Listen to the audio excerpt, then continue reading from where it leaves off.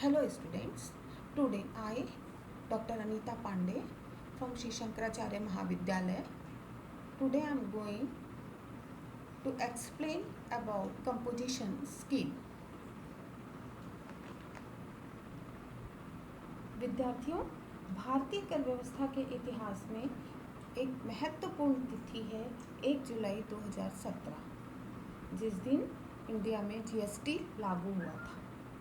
एक देश एक कर एक बाजार की धारणा के साथ इसे लागू किया गया। उसी के तहत आज कंपोजिशन जो स्कीम है वह उन छोटे करदाताओं के बारे में है, वह उन छोटे करदाताओं के लिए है, उनके ऊपर कर लगाने का एक वैकल्पिक तरीका है जिनका कारोबार 1.5 करोड़ से कम है या 1.5 करोड़ तक है।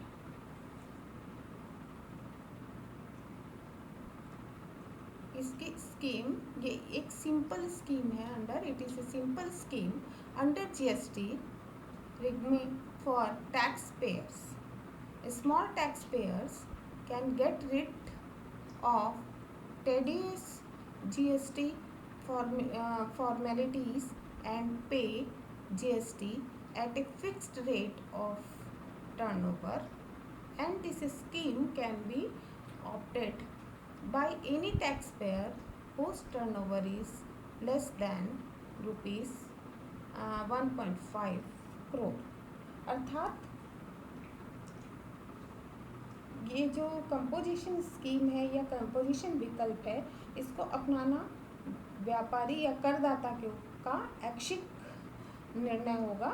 इस योजना के तहत वह कर का भुगतान करने के लिए जो पात्र व्यक्ति हैं, उनके कारोबार का जो टर्नओवर है वह 1.5 करोड़ रुपया होना चाहिए और अपने कारोबार का निर्धारित टर्नओवर का 1% वह कर के रूप में देता है।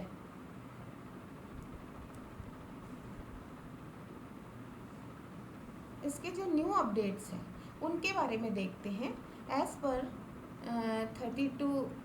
32nd GST Council meeting held on 10th January 2019, service providers can also opt for the composition tax scheme. Service providers, who are service providers like restaurant owners and other services.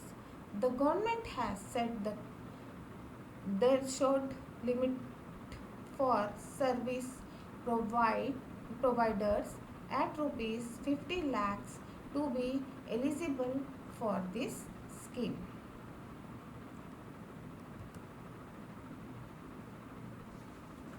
Turn जो persons कौन से ऐसे person हैं जो इस composition scheme को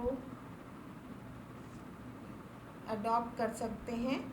persons eligible to opt composition scheme. First one is turnover of all business registered under GST act. GST act के अंदर कारोबारियों को रजिस्टर्ड होना चाहिए. Total turnover of business should not be more than 1.5 crore. कुल turnover जो है कारोबार का वह 1.5 करोड़ से ज़्यादा नहीं होना चाहिए. Revenue from both taxable goods and exempted goods are included considered in calculation of aggregate turnover. जो करमुक्त वस्तुएं हैं और जो कर योग्य वस्तुएं हैं, दोनों को कंसिडर किया जाता है एग्रीगेट टर्नओवर निकालने में. फॉर एग्जांपल, अगर एक व्यापारी का करमुक्त वस्तुओं का व्यापार 60 लाख है और कर योग्य वस्तुओं का व्यापार 90 लाख है, तो यहाँ पर जो उसका एग्रीगेट टर्नओवर होगा वो 1,50,000 1,50,000 हुआ। इस तरह से वो व्यापारी इनका एग्रीगेट टर्नओवर निकाला जाता है। Total turnover from all business have same pan is considered in calculation of aggregate turnover even if the businesses are registered with different GST.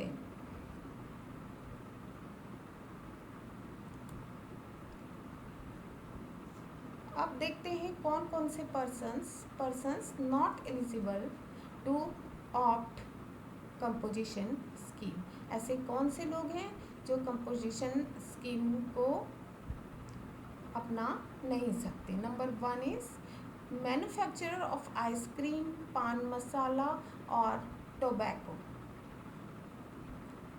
Product like gutkha and other things. A person making inter-state supply, अंतर्राज्यीय supply जो कारोबारी करता है वह इसमें नहीं आता।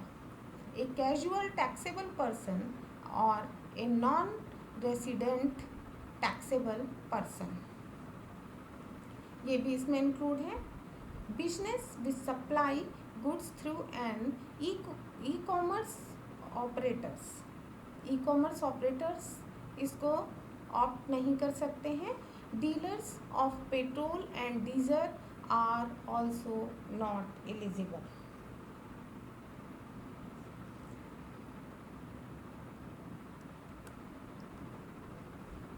अब हम देखेंगे कि क्या क्या प्रावधान है कंपोजिशन स्कीम के लिए। Number 1, no input tax credit can be claimed by a dealer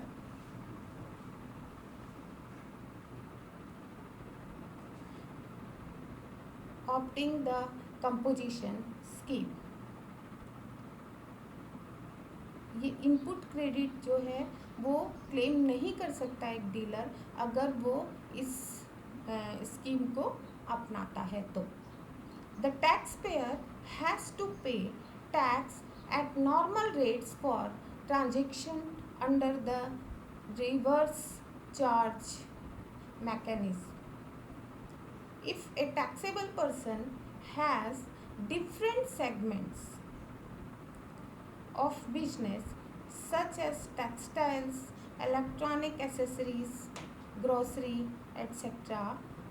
under the same PAN, they must register all such business under the scheme collectively.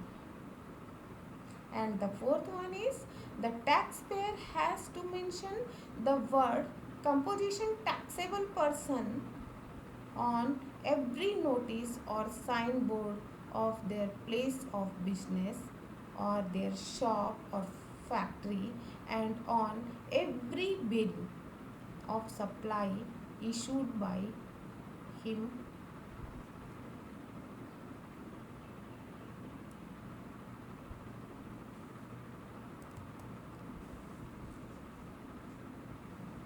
तो इस तरह से हमने देखा कि कंपोजिशन विकल्प अपनाने के पात्र व्यक्ति कौन से हैं और अपात्र व्यक्ति कौन से हैं। अब हम देखेंगे कि जो एडवांटेज यानी एडवांटेजेस ऑफ कंपोजिशन स्कीम और merits of composition scheme. Lesser compliance, इससे जो प्रक्रिया है वो बहुत जो जटिल प्रक्रिया थी वो बहुत सरल हो जाती है। यहाँ पे कैसे सरल हो जाती है कि यहाँ पर रिटर्न्स जो भरा जाता था या maintaining books of record and issuance of invoice, ये सब काम कम हो जाते हैं। लिमिटेड टैक्स लायबिलिटी होती है और high liquidity as tax are at a lower rate, ये इसका एडवांटेज है। डिसएडवांटेज और डीमेरिट्स ऑफ कंपोजिशन स्कीम। सबसे पहला है ए लिमिटेड टेरिटरी ऑफ बिजनेस, कुछ लोग ही व्यवसाय के, कुछ में जो करने वाले, व्यवसाय करने वाले हैं वो कुछ लोग ही इसमें आते हैं। No input tax credit available, input tax credit available नहीं होता इस स्कीम में। और the tax payer will not be eligible to supply goods through an e commerce portal. तो टैक्स पेयर ये यहाँ पर जो सप्लाई गुड सप्लाई करते हैं ई कॉमर्स पोर्टल पर, वो लोग इसमें एलिजिबल नहीं हैं। इस तरह से यहाँ पर बहुत सारे लिमिटेशन भी हैं। अब इसको जो हमने पढ़ा उसको हम उदाहरण से समझते हैं। मान लीजिए कि एक व्यक्ति रेडीमेड गारमेंट का निर्माता है या मैन्युफैक्चरर है और उसका जो टर्नओवर है वो 70 लाख है। तो ऐसा व्यक्ति कंपोजिशन स्कीम अपना सकता है, और वो क्योंकि वो 1.5 करोड़ की जो टर्नओवर सीमा है उसके अंदर आता है, और ये मैन्युफैक्चरर कुल टर्नओवर पर 1% कर चुकाएगा, 1% टैक्स पे करेगा, मतलब 70 लाख का 1% हुआ 70,000। इसी तरह से एक दूसरा उदाहरण देखते हैं। मान लीजिए एक ग्रोसरी मर्चेंट है, उसका संभावित टर्नओवर जो टैक्सेबल गुड्स का है, कर योग्य माल का जो टर्नओवर है वो 80 लाख है, और कर मुक्त माल का भी टर्नओवर उसका 80 लाख है। तो ऐसी कंडीशन में यह कंपोजिशन स्कीम नहीं अपना पाएगा, क्योंकि उसका कुल टर्नओवर जो है वो 80 लाख प्लस 80 लाख यानी कि 1 करोड़ 60 लाख हो गया, और ये समय जो सीमा निर्धारित की गई है 1.5 करोड़ की, उससे अधिक है।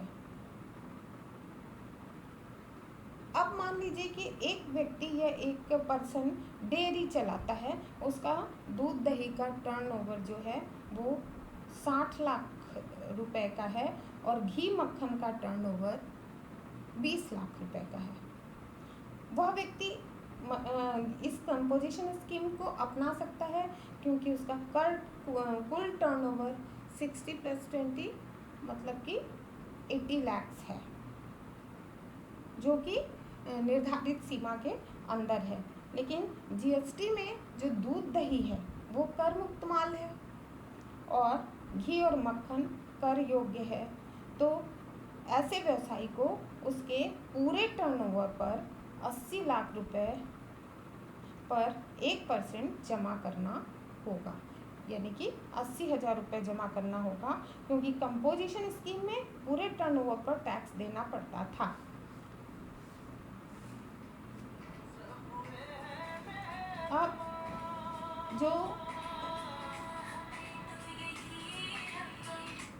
अब कुछ और उदाहरण देखते हैं। जैसे मान लीजिए कि कोई इलेक्ट्रॉनिक्स कंपनी है या फर्म है, वहाँ पर एक व्यक्ति पंजीकृत है। इस फर्म का वार्षिक जो टर्नओवर है वो 78 लाख रुपए है, और इसके अलावा ये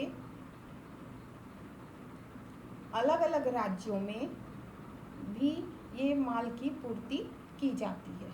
तो ऐसी कंडीशन में क्या होगा, इस फर्म का वार्षिक टर्नओवर सीमा जो निर्धारित की गई है उसके अंदर है, लेकिन यहाँ पे कंपोजिशन का विकल्प इनके पास नहीं होगा, क्योंकि ये सिर्फ अपने प्रदेश के अलावा अन्य राज्यों में या प्रदेश में भी ये माल की पूर्ति करते हैं।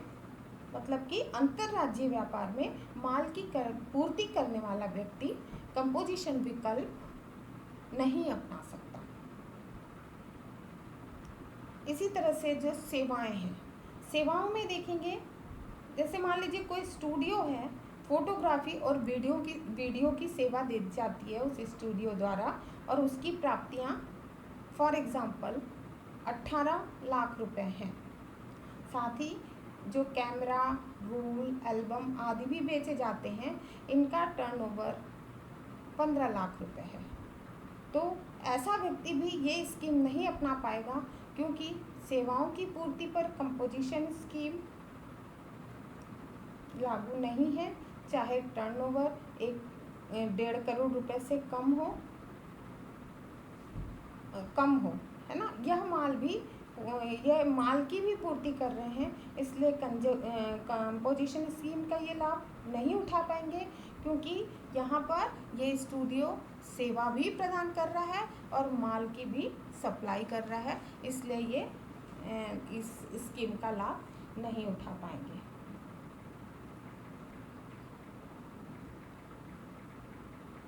इसी तरह से एक और उदाहरण देखते हैं कि मान लीजिए कि एक ट्रेडर्स है जो किसानों से सोयाबीन खरीदता है और प्लांट्स को सप्लाई करता है, जिसकी वार्षिक पूर्ति 80 लाख रुपए है। तो सोयाबीन पर जीएसटी की दर जो है वो 5% है। अब फर्म जीएसटी के अंतर्गत कंपोजिशन विकल्प अपना सकती है, क्योंकि उसका टर्नओवर सीमा के अंदर है, किंतु फर्म ने किसानों को किसान यानी कि किसान कौन होंगे, ये तो रजिस्टर्ड व्यक्ति नहीं होंगे, तो अनरजिस्टर्ड व्यक्तियों से ये माल खरीदती है, इसलिए उसे पहले तो 5% की दर से अपनी जो भी खरीदती है माल, उस पर रिवर्स चार्ज के अंतर्गत कर चुकाने की बाध्यता थी, लेकिन रिवर्स चार्ज के इस प्रावधान को 30 सितंबर 2018 तक स्थगित कर दिया गया था। इसलिए अगर रिवर्स चार्ज के अंतर्गत भुगतान किए गए जो अंतर्गत कर जो भुगतान किए जाते हैं वो किए गए बिना मतलब कंपोजिशन स्कीम का विकल्प ये अपना सकते हैं। यदि समान स्थायी खाता संख्या पैन के धारक व्यक्ति द्वारा विभिन्न कारोबारों के लिए जीएसटी के पंजीयन के लिए अलग अलग राज्यों में पंजीयन कराया गया है, तो ऐसा कारोबारी विभिन्न कारोबारों के साथ कंपोजिशन विकल्प चुन सकता है।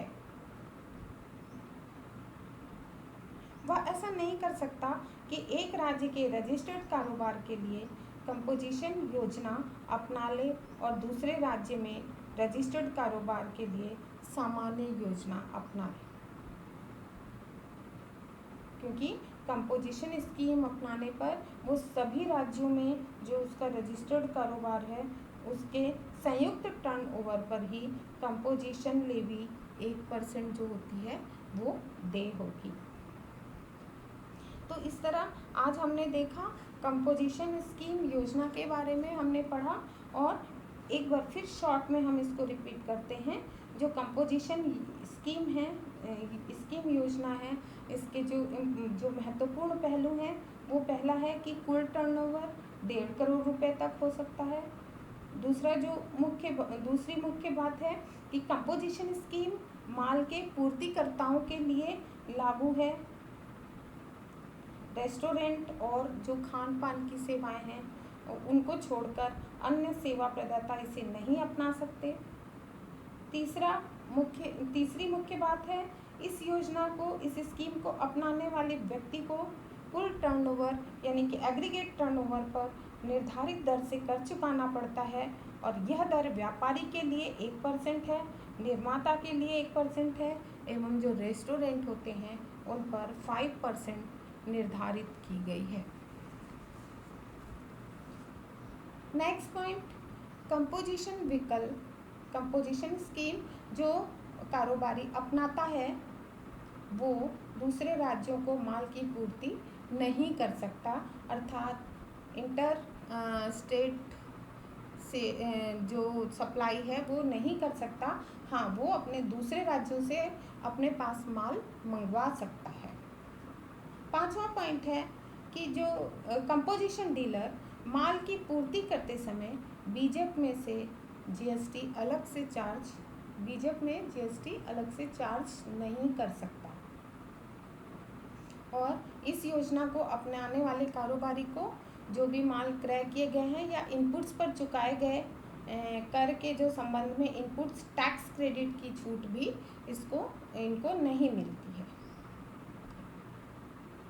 कंपोजिशन डीलर जो होता है उसे यदि कोई व्यक्ति या व्यापारी माल खरीदेगा तो ऐसा ऐसा प्राप्तकर्ता या जो क्रेता व्यापारी है उसको ऐसे माल पर इनपुट क्रेडिट नहीं मिलेगी। कंपोजिशन योजना अपनाने वाले कारोबारी को रजिस्टर्ड व्यक्ति से ही माल खरीदना होगा। अनरजिस्टर्ड व्यक्तियों के जैसे किसान हैं उनसे अगर वो माल खरीदता है तो ऐसे क्रय पर रिवर्स चार्ज के अंतर्गत कर जमा करना होगा। हालांकि यह प्रावधान 30 सितंबर 2018 तक स्थगित किया गया था। जो कंपोजिशन डीलर को मासिक रिटर्न की जगह तिमाही रिटर्न प्रस्तुत करना होता है, याद रखिएगा ये इम्पॉर्टेंट है, उसको मासिक रिटर्न की जगह तिमाही रिटर्न प्रस्तुत करना होता है और कंपोजिशन विकल्प अपनाने की सूचना विभाग को ऐसा निर्णय लेने के 30 दिन के भीतर देनी होती है। यदि वर्ष के दौरान टर्नओवर निर्धारित सीमा से अधिक हो जाता है तो उसी दिन ये योजना से वो बाहर हो जाएगा और उसको उस पर कर के भुगतान दरों एवं रिटर्न के बारे में जो सामान्य प्रावधान होते हैं वो लागू होंगे, विकल्प का लाभ वो नहीं ले पाएगा। अगली इम्पोर्टेंट बात, यदि पैन वाले जो रजिस्टर्ड व्यक्तियों के अलग अलग स्थान पर या एक से ज़्यादा कारोबार हैं तो टर्नओवर की वार्षिक सीमा निर्धारण में सभी कारोबारों का टर्नओवर इंक्लूड किया जाएगा और एक साथ मिलाकर ही टर्नओवर निकालेंगे जिसकी सीमा 1.5 करोड़ से अधिक नहीं होनी चाहिए।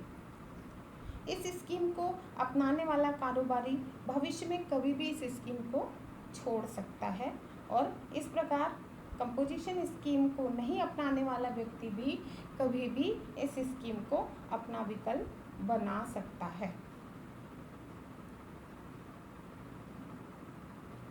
इसमें एक और इम्पॉर्टेंट बात यह है कि कंपोजिशन अपनाने वाले व्यक्ति को माल के HSN कोड का उल्लेख नहीं करना पड़ता और कंपोजिशन कर योग्य व्यक्ति पूर्तियों पर कर संग्रहित करने के लिए पात्र नहीं है। अर्थात कंपोजिशन डीलर द्वारा जारी जो बीजक पत्र होता है उसमें कंपोजिशन कर योग्य व्यक्ति और पूर्तियों पर कर संग्रहित करने के लिए वो पात्र नहीं होता। इस प्रकार कंपोजिशन स्कीम के बारे में आज हमने पढ़ा। आशा करती हूँ कि आप लोगों को ये समझ में आया होगा। धन्यवाद।